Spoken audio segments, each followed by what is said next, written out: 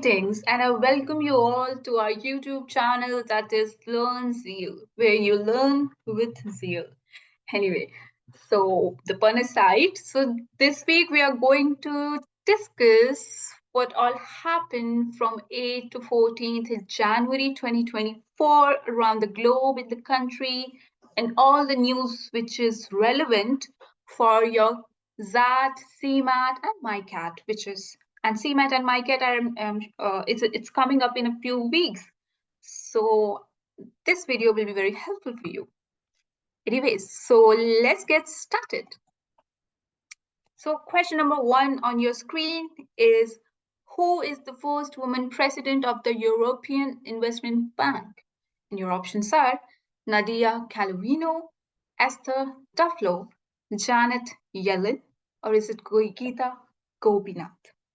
Now, women-related, women-centric, and women empowerment-related news are very important for your exams and also for your GDPI point of view. So I hope you're keeping an eye on that. And the correct answer is, a lot of you are saying B, D. Well, it is Nadia Calvino, and this is Nadia Calvino, first woman president of European Investment Bank. Question number 2 on our screens. Who was conferred with M.S. Swaminathan Award for his or her contribution in agronomics? And your option are, Trilochan Mahapatra, Swapan Kumar Datta, Subramanyam Nagarajan, or B.R. Kamboj. Now, if you're not aware, M.S. Swaminathan passed away last year, and he is known as the father of Green Revolution in India. And agronomics, you might have figured out, it's just made of two words, that is agriculture and economics, and the correct answer to this one is, okay, yes, so it is B.R. Kamboj, and this is Professor B.R. Kamboj. Moving on to the third question. Which film was awarded as the best drama motion picture in Golden Globes 2024? Now, I know you guys watch a lot of movies, and this was a very famous movie. And your options are Barbie, The Bear, Oppenheimer, and Beef. A lot of you are guessing it correctly.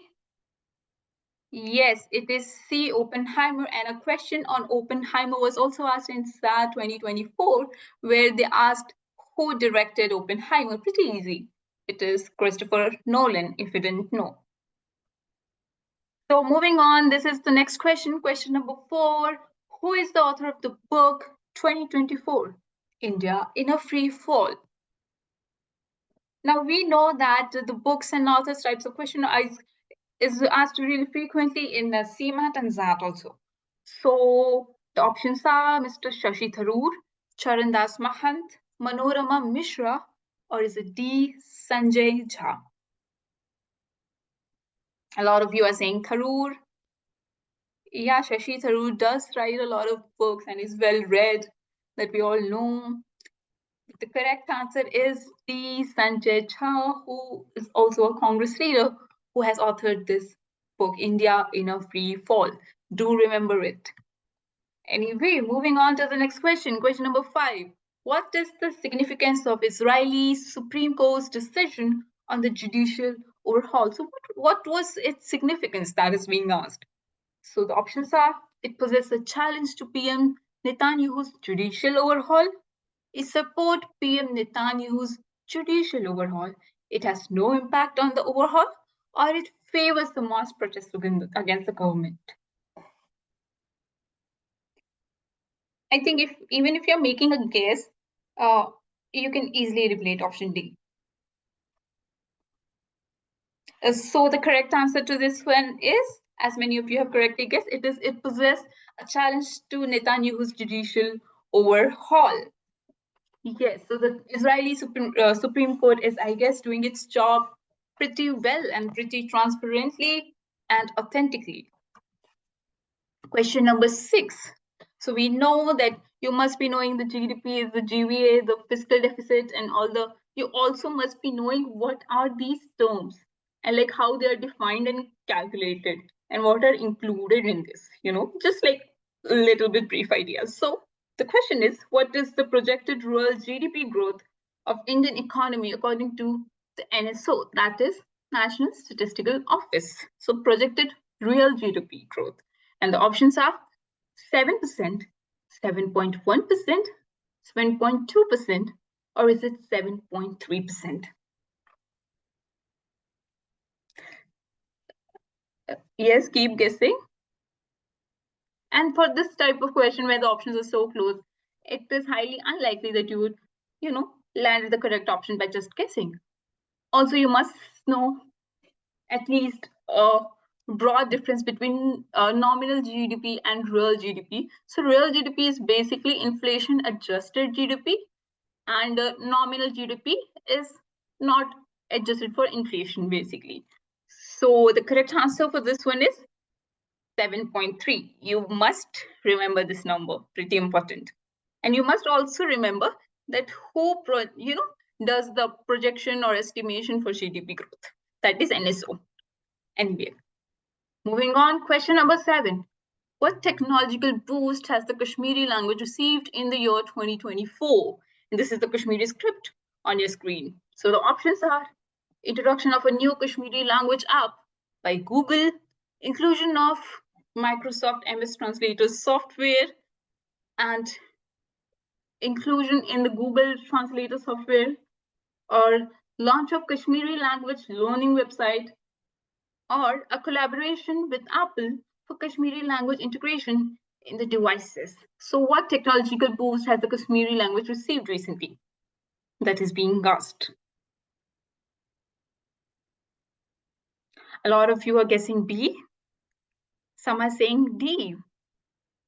So the people who are saying B, have you read about it? If you have, you are correct. So it is included in Microsoft and Google's translator, the Kashmiri language, which is usually written in 3 scripts as shown: Persian, Perso-Arabic, and it is and there's another script which is kind of similar to Devanagari, and one other script, I forgot its name. You must Google it later so that you keep gaining and adding knowledge to your knowledge bank. Anyway, moving on, question number 8. In the Parliament security breach case, what were the accused carrying during the incident which happened on December 13, 2023? So what were they carrying? It's being asked. The options are explosives, weapons, canisters emitting yellow smoke, or electronic devices. This I expect all of you to answer correctly. It's very simple. It was all over social media, all over news. Unless you are, living under a rock, you would get this wrong. Yes, it is C, canisters emitting yellow smoke. 6 youngsters, supposedly unemployed, breached the parliamentary security, and it was a big deal. Question number 9. What is the classification of the COVID-19 subvariant JN1 by the World Health Organization? So how is it classified? That's being asked. And your options are variant of concern, variant of high consequence, variant of unknown significance, or is it variant of interest? Again, this one would be difficult to guess unless you know it. And while we're at it, this JN1 variant is driving havoc at various parts of the country and around the globe, especially in Kerala and Maharashtra, and it's a huge cause of concern. And for MICAT also, this logo thing you must, keep in mind, because MICAT, does ask logo and branding and all these related questions. And the correct answer to this one is variant of interest. So this is a variant of interest for WHO, this JN1. Okay, so question number 10. Why was nationwide strike called from January 1 to January 30? Now, this is also a really easy question. So the options are opposition to increased punishment under BNS, opposition to Section 106 of BNS, support for the implementation of BNS, a protest against non-inclusion of petroleum products under GST. So BNS is Bharatiya Nyaya Samhita, which is updated Indian penal code version, basically. This I expect most of you to get right. Yes, a lot of you are saying A and B, and I was expecting a lot of you to, get confused between these two very options. So I made them in such way. Yeah. And the correct answer is it is due to they are opposing the section 106 of Bharatiya Nyaya Samhita. And they pulled out the strike within a day or two. And why did they do that? Because the government said that basically they're not implementing it right now, and they would hold a discussion with the truckers and the transport leaders, and then they would, come forth with how they would implement or maybe make some modifications anyway. So moving on to the next question number 11. What is the controversy surrounding Asim Das in the Mahadev betting app case? Now, this Mahadev betting app case was in the news recently, especially when the Chhattisgarh elections were going on during November. So there has been a recent development also in this case. Anyway, so the options are: he claimed to deliver cash to current, or the past. Okay, so it should be past because the CM has changed. The past Chhattisgarh CM, he accused the ED of illegal access and requested a polygraph test. He retracted his denial, claiming to deliver cash to the former Chhattisgarh CM, or he denied any involvement in the Mahadev betting app case. So what do you think it is? So there has been a recent development. And what was it?